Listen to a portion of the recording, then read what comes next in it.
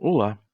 Nessa aula eu quero conversar com vocês sobre as integrais de linha, primeira e segunda espécies e também o teorema de Green. Porém, antes da gente começar a falar sobre as integrais de linha, eu quero fazer aqui uma revisão, né, do que nós estudamos quando a gente viu curvas, né, lá atrás no nosso curso, ok? Lembrando que para você ter aulas mais aprofundadas de curvas, se você não lembra, é só voltar lá, as aulas estão todas gravadas. Então aqui o que eu quero é fazer uma revisão rápida sobre alguns aspectos das curvas que vão ser importantes para nós no cálculo da integral de linha, porque a integral de linha nada mais será do que a integral calculada sobre um caminho, né, sobre um arco de uma curva, tá bom? Então, uma curva no espaço nada mais é do que a imagem de uma função, né, que vai do conjunto dos números reais até um espaço de dimensão n, o Rn, onde cada t real é associado a um vetor do Rn, tá bom? Então, pensando da forma com que a gente tem trabalhado nos espaços R2 e R3, a curva, para mim, na verdade, ela é a imagem, ela é esse conjunto de pontos que é atingido lá no R2 ou no R3 por esses pontos x de t e y de t no R2, x de t, y de t e z de t no R3, tá bom? O que é um arco simples? Tá? A gente vai dizer que um arco simples, quando cada um desses pontos provém de um único valor de t, ou seja, para todo T1 e T2 diferentes, a imagem na curva será diferente, tá bom? Não sendo simples, o arco conterá ao menos um ponto múltiplo. Esses pontos múltiplos, eles são aqueles pontos onde a sua curva passa por mais de uma vez. Então, por exemplo, você tem uma circunferência, né, um arco fechado, então você tem ali um ponto aonde a sua curva atinge mais de uma vez, para ficar num exemplozinho bem simples. As curvas fechadas. As curvas fechadas são aquelas curvas onde existem dois valores de t que têm imagem igual, tá? Ou seja, você tem dois pontos aonde a curva tem o mesmo valor, ou seja, representa o mesmo ponto no espaço, ou seja, ela fecha. Por exemplo, a circunferência, né, nesse ponto aqui, ela começa a circunferência, né, e você fecha a circunferência. Essa outra curva também a mesma coisa. Perceba que ela começa e termina no mesmo ponto, essa curva em vermelho, tá? Na nossa aula sobre curvas, a gente dá nome para essa curva, a gente parametriza essa curva, né? Mas eu não vou falar nada sobre isso aqui agora não, para a gente andar um pouco mais rápido, ok? Outro tipo de curva para nós que é bem importante são as curvas suaves, tá? Então, se você tiver uma curva parametrizada, f de t, ela é suave ou regular se tiver derivadas contínuas em todos os pontos de seu domínio e se, para todo t nesse intervalo, a derivada for diferente do vetor nulo, tá? Geometricamente, essa ideia é que essa curva não tenha pontos angulosos, tá?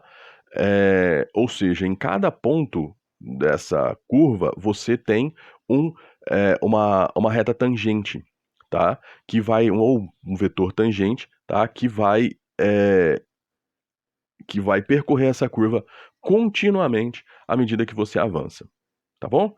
Outro conceito importante aí para nós é uma curva suave por partes, tá? Que é aquela curva que, mesmo ela não sendo suave, mesmo ela não sendo regular, você pode quebrar ela em curvas que sejam suaves, tá? Então essa aí são as curvas que são suaves ou regulares por partes, ok? Exemplos de curvas regulares, circunferências, espirais, né? Exemplo de curvas suaves por partes, triângulos, quadrados, né? Bom, a gente tem falado de parametrização, curva parametrizada e tal, mas, né, até agora a gente não especificou o que é isso, tá? Então, você vai considerar uma curva C no espaço, tá? E orientada pela escolha de um dos sentidos percorrendo C como direção positiva. Então, vamos supor que você tem uma curva, né? E aí você tem um ponto inicial, um ponto final, né? Então você está orientando ela desse ponto até esse ponto, né? Então você está percorrendo dessa forma, ok? Então você tem uma orientação positiva. Você vai do ponto A para o ponto B. A gente já conversou sobre essa parte de parametrização lá atrás, então não vou ficar aqui muito tempo preocupado com isso não, tá? Mas se você vier no sentido de B para A, você está numa orientação negativa, né? Então geralmente a gente representa essa orientação como menos C. Se você falou que essa curva é C nessa orientação, na orientação negativa a gente chama ela de menos C. Tá bom? E aí a gente pode representar a curva pelo que a gente chama de uma representação paramétrica, que é uma representação aonde você tem as suas funções componentes que formam aquela função vetorial de uma variável, né, que a gente conversou lá no primeiro slide. I, J, K são os vetores da base canônica que vocês já estão acostumados, né? No caso do R2 você terá só I e J, tá bom? E aqui você tem S, porque a gente está parametrizando pelo comprimento de arco, né? Com o S variando de A até B, para você sair desse ponto e chegar nessa extremidade, tá? Se você quiser fazer o caminho inverso, então você vai sair do B e vai até o A, ok? Lembrando que quando a gente conversa sobre essas parametrizações lá atrás, né, com calma, quando a gente está estudando essa parte de curvas, a gente mostra como que é essa parametrização pelo comprimento de arco, tá? E por que ela é importante para nós, tá bom? A gente mostra como que essas parametrizações vão variar se você pega os sentidos diferentes, tá? Então, se você não lembra disso, reassiste às aulas lá do início do nosso curso. Então, aqui algumas parametrizações clássicas, né, mais óbvias que a gente vai usar. Uma reta com equações paramétricas x de t igual a x1 mais a vezes t, y de t, y1b vezes t, e z igual a z1 mais c vezes t, ou seja, uma reta que passa pelo ponto x1, y1, z1 na direção do vetor ABC, é uma curva parametrizada no R3. Então perceba que você está parametrizando essa reta, né, pelas equações paramétricas dela. Essa daqui é a parametrização pelo comprimento de arco? Não, aqui é uma parametrização qualquer. Por que eu estou falando isso? Porque para você desenvolver a teoria, você usa a parametrização pelo comprimento de arco. Mas eu vou deixar as coisas mais simples aqui para vocês, para que na hora de calcular a integral de linha, você tenha que usar qualquer parametrização que você consiga dessa curva, tá? As contas vão ficar um pouquinho maiores, mas a gente foge aí dessa necessidade de ter sempre a parametrização pelo comprimento de arco, tá bom? Repetindo, se você não lembra como que encontra a parametrização pelo comprimento de arco de uma curva, é só você voltar na nossa aula lá atrás sobre curvas e você vai ter essa aula. Aqui, por questão de tempo, a gente vai simplesmente apresentar essas parametrizações. A circunferência, né?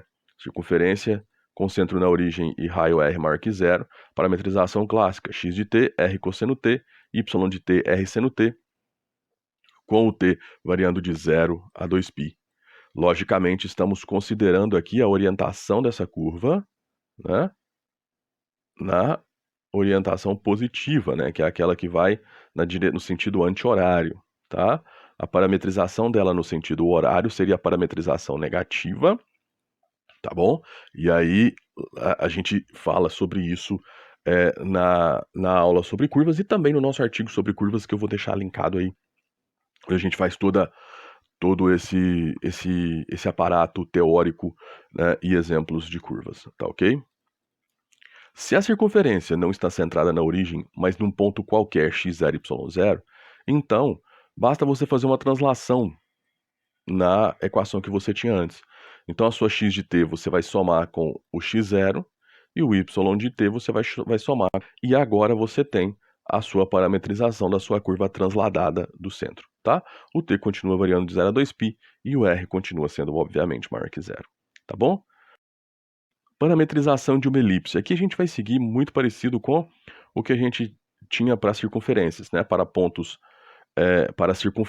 para elipses centradas na origem, x igual a cosseno t, y igual a b seno t, tá? Onde a é a medida do eixo sobre o eixo x e b é a medida do eixo da sua elipse sobre o eixo y, tá? E aí, se você tiver com essa elipse centrada fora da origem, né, e com os eixos ainda na direção dos eixos coordenados, basta você fazer também uma translação, né? Se o centro dela for x0, y0, então basta você pegar e fazer uma translação aqui para os respectivos pontos, tá bom? Então vamos lá, rememorado o que a gente precisa, vamos falar sobre a integral de linha de primeira espécie. O que é a integral de linha de primeira espécie? É uma integral que você vai calcular de uma função de um campo escalar, né, uma função de várias variáveis a valores reais, x, y, z, tá? Ao longo de uma curva C de A até B, tá bom? Essa integral de linha tem aplicações físicas que nós não vamos entrar nos méritos aqui agora, tá? O nosso objetivo aqui é simplesmente dar ferramentas para calcular essa, essa integral de linha, tá bom? E ela vai ser denotada por essa notação aqui, ó, integral simples sobre C de f de x, y, z ds. Então perceba que nós estamos com a curva C parametrizada pelo comprimento de arco, tá? Bom, essa curva C é denominada caminho de integração, tá? Então, como que eu vou calcular essa integral de linha? Aqui, eu já estou passando para vocês uma forma de calcular a integral de linha de primeira espécie, independente se você está com a curva parametrizada pelo comprimento de arco ou não.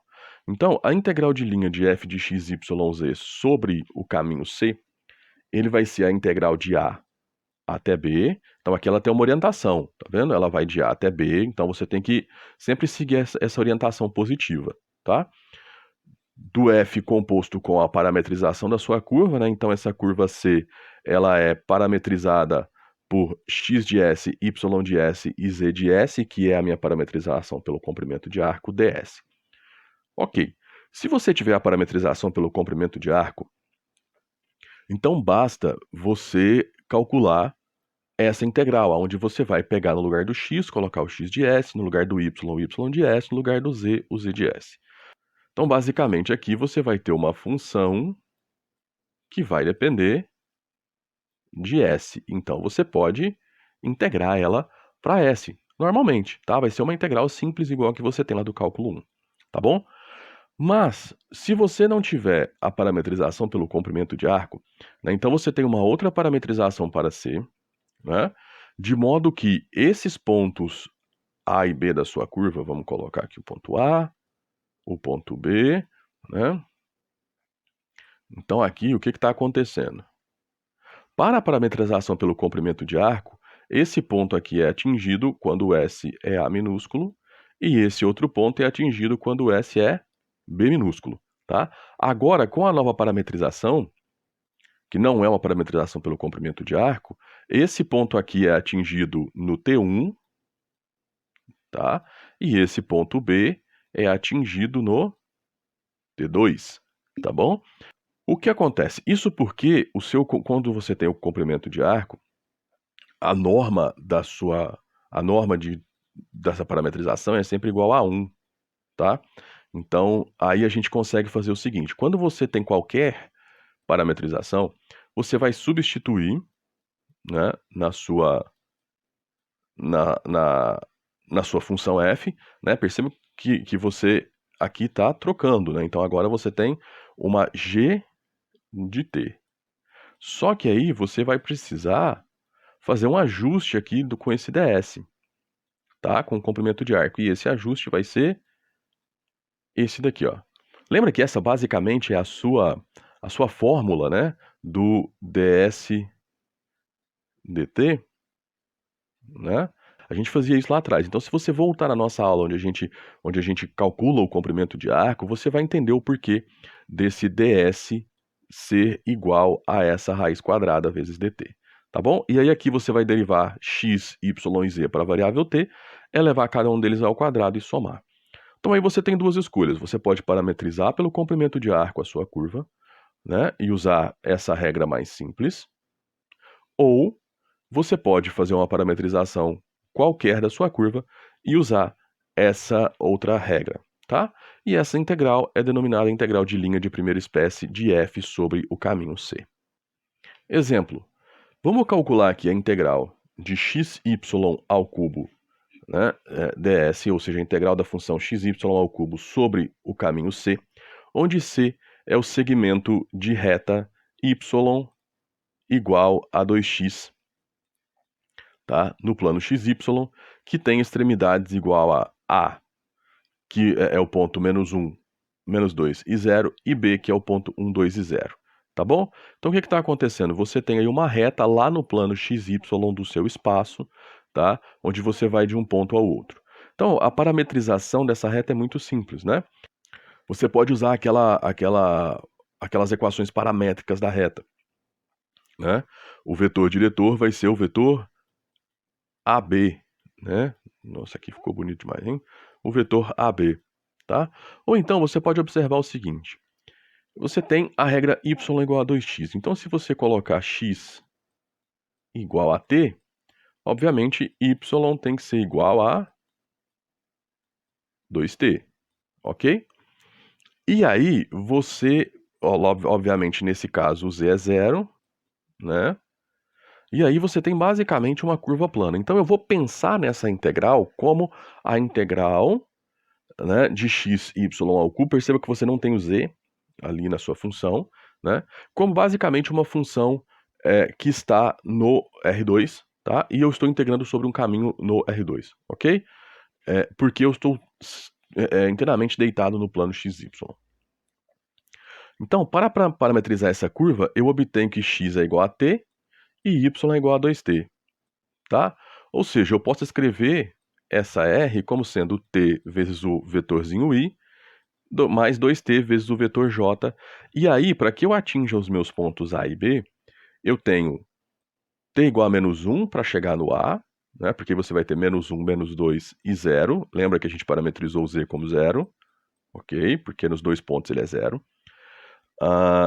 E o meu B eu vou colocar, né, com o meu T2, eu vou colocar como 1. Por quê? Porque quando t é igual a 1, você vai ter 1, 2t, 1, 2 e 0, tá? E aí eu chego no ponto B. Então, para a gente substituir isso na nossa integral, né? Integral de linha de x ao cubo y ao cubo sobre o caminho C. Então, meu T1 menos 1, meu T2, 1, então eu vou de -1 até 1 na integral. O x é t, o y é 2t, então fica 2t ao cubo. Raiz quadrada, por que que eu tenho que usar isso? Porque a minha integral está sobre uma curva que eu não parametrizei pelo comprimento de arco. Eu peguei uma parametrização qualquer dela. Então aqui eu preciso fazer aquele ajuste, né? Derivada de x, 1, né? Derivada de x de t com relação a t é 1. Derivada de y de t com relação a t é 2. Derivada de z com relação a t é 0. Tá? Então vai ficar 1 ao quadrado, mais 2 ao quadrado, mais 0 ao quadrado. Então aqui a gente vai ter raiz de 5 dt. Então, basicamente, o que nós temos é raiz de 5, que multiplica 8t à quarta, né? E aí a gente pode jogar o raiz de 5 para fora da sua integral. Aqui eu já não vou entrar nos méritos mais, porque aqui é uma integral igual a que a gente faz para funções de uma variável, né? Uma integral definida de -1 a 1 de 8t à quarta dt, tá? Isso vai dar 16 sobre raiz de 5. Tá bom? Tão simples assim, não tem muito segredo, não tem muita dificuldade. Talvez a grande dificuldade aqui é quando você tiver uma curva um pouco mais complicada, né? Aqui a gente pegou uma reta para exemplificar. Eu vou ficar só nesse exemplo para a gente ter uma aula mais direta e mais dinâmica, porque não tem muito mais o que explicar. Agora, basicamente, são parametrizações das curvas, tá? No nosso artigo do site, que está linkado aí sobre integral de linha, tem vários exercícios resolvidos, tem vários exemplos que você pode estudar através deles usando essa lógica, tá bom? Qualquer dúvida é só entrar em contato. O que vai ser para nós a integral de linha de segunda espécie? Agora, a integral de linha de segunda espécie vai ser uma integral sobre um caminho C, mas a integral de um campo vetorial, tá? Então, se eu tiver um campo vetorial definido por L, M e N como as suas funções componentes, né? Aqui estamos falando de um campo vetorial de 3 variáveis, tá? Aonde essas funções L, M e N são funções contínuas numa região R do espaço, tá? E esse campo vetorial ele vai estar definido nessa região R, onde tenha todo um arco C contido lá dentro, com representação paramétrica igual a x de t, y de t e z de t, com o t variando de A até B. Então perceba, eu tenho novamente uma curva, eu tenho um caminho que começa em um ponto A e vai até um ponto B, né? E ele tem uma direção a ser seguida, uma direção, um sentido positivo e um outro sentido negativo. A ideia é a mesma da integral de linha de primeira espécie. Só que agora a gente tem um campo vetorial, não é mais uma função de várias variáveis a valores reais, tá? A gente vai definir a integral de linha desse campo f ao longo desse arco C como sendo essa integral dessa forma diferencial aqui, ó. L dx, m dy, n dz sobre C, tá? E essa integral, ela é a mesma coisa do produto vetorial do campo composto com a sua curva, né, e dp, tá bom? O vetorzinho dp. O que é esse vetor dp? Esse vetor dp é basicamente a diferencial que envolve o p, né? P' de t dt, tá? O f composto com p, para nós vai ser cada uma dessas funções m compostas com a curva p, tá? A parametrização p. Agora observa o seguinte, o que é dx? Dx é x' dt, dy é y' dt e dz é z' dt, tá? Então aí a gente pode escrever a integral de linha de segunda espécie, né, em sua forma clássica, né, que é essa forma clássica que está aqui, tá bom?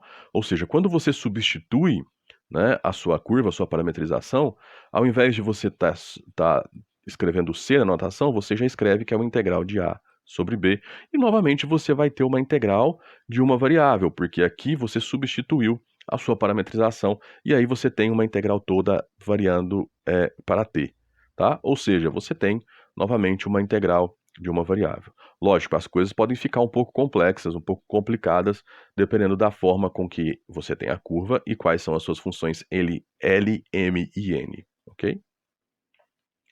Para exemplificar, vamos calcular a integral dessa forma diferencial aqui, ó. Y dx menos x dy mais e dz ao longo de uma hélice, tá? Então aqui eu tenho a hélice, x igual a cosseno t, y igual a seno t e z igual a t, tá? Então você tem essa hélice com o t variando de 0 a π sobre 2. Bom, só para ilustrar para vocês aqui, ó, o que nós estamos fazendo? Então nós estamos calculando aquela integral de linha de segunda espécie, né? Daquela função sobre esse arco aqui, ó, tá? Sobre esse arco dessa hélice, sobre esse pedaço. Perceba que a hélice continua, mas eu estou interessado apenas nesse pedaço, tá? E obviamente eu estou seguindo nessa direção, do A para o B, tá bom? Bom, então agora, depois de visto qual é o arco que a gente está calculando essa nossa integral de linha, vamos conversar aqui o seguinte, ó. Qual é a minha f? Né? Qual é o meu campo f? Y menos x e z, ok? Ou com a minha curva vai ficar seno t menos cosseno t e t, ok? Qual é o meu dx? O meu dx é a derivada de x de t com relação a t vezes dt, né? Então, aqui você vai ter menos seno. Então, você vai ter menos seno multiplicando com o seno que estava aqui para você fazer esse primeiro termo. Então, você vai ficar com menos seno ao quadrado de t, tá? Qual é a derivada, né? O que é o dy? O dy é derivada de seno do seno t vezes dt. A derivada do seno é cosseno, que multiplicado com o cosseno que vai estar aqui nesse lugar, né? Que é o cosseno de t, eu vou ter menos cosseno ao quadrado, tá? Multiplicado por dt. E, por fim, o z vai estar multiplicado por derivada de z vezes dt. Então, derivada de t é 1, então vai ser t vezes 1 vezes dt. Então, você vai ter t dt. Então, eu coloquei todos eles aqui entre parênteses e coloquei o dt em evidência, tá? Então, aí, o que você vai ter? Menos seno ao quadrado menos cosseno ao quadrado é igual a menos 1. Então, isso daqui, na verdade, é a integral de t menos 1 dt indo de 0 a π sobre 2, que vai nos dar π ao quadrado menos 4π sobre 8. Ok? Bom, quando a gente está integrando, né, sobre um arco fechado, a gente tem uma notação um pouco diferente, mas é simplesmente uma notação, tá? Sobre C te indicando que você está sobre um arco fechado, né? Aqui você está integrando o campo F sobre a curva parametrizada por P, tá bom? Um exemplo, vamos calcular aqui, então, agora, a integral sobre o círculo de raio 1 e centro na origem do campo f de xy, 2x e y, tá bom? Então, a parametrização dessa curva para nós, cosseno de t e seno de t. Agora, perceba que eu estou num campo bidimensional, tá?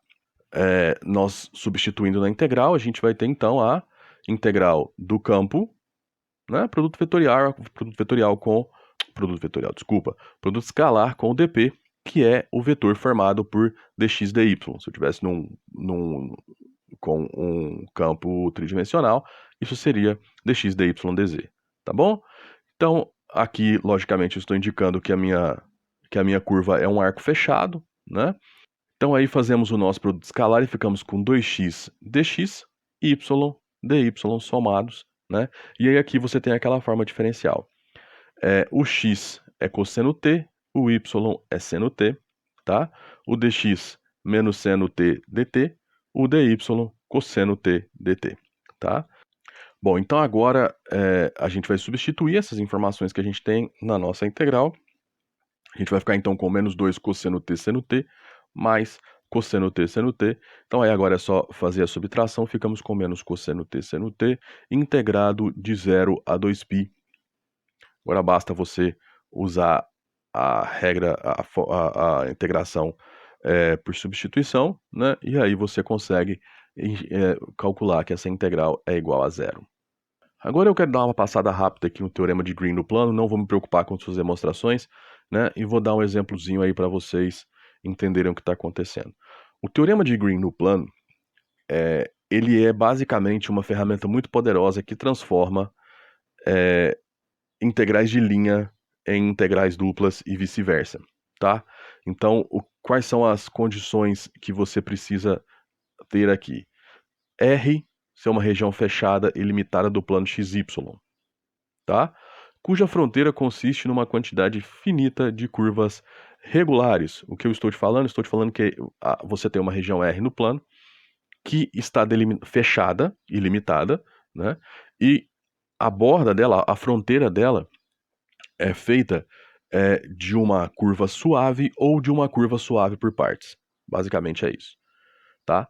Sejam f de xy e g de xy funções contínuas e cujas derivadas parciais, a de f com relação a y e a de g com relação a x, também são contínuas nesse domínio R, então eu posso afirmar que a integral dupla sobre R da derivada parcial de g com relação a x menos a derivada parcial de f com relação a y é igual à integral de segunda espécie sobre a curva C, que é a fronteira dessa região R, tá?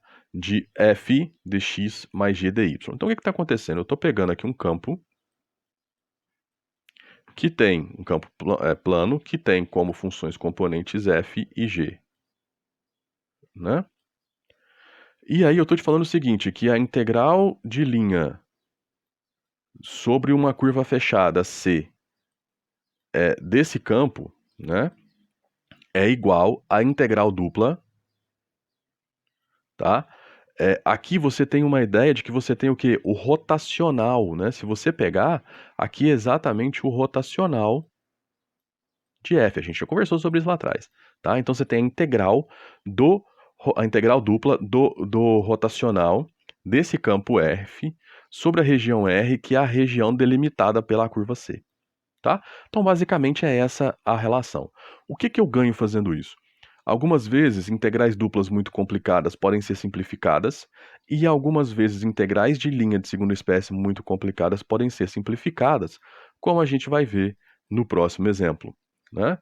Então, eu vou pegar esse campo vetorial que está aí, ó, y mais x quadrado cosseno x, primeira função componente, 2x menos y quadrado seno y, segunda função componente, e aí eu quero usar o teorema de Green no plano para calcular a integral desse campo sobre o arco fechado, que é a circunferência com centro na origem e raio igual a 1, tá?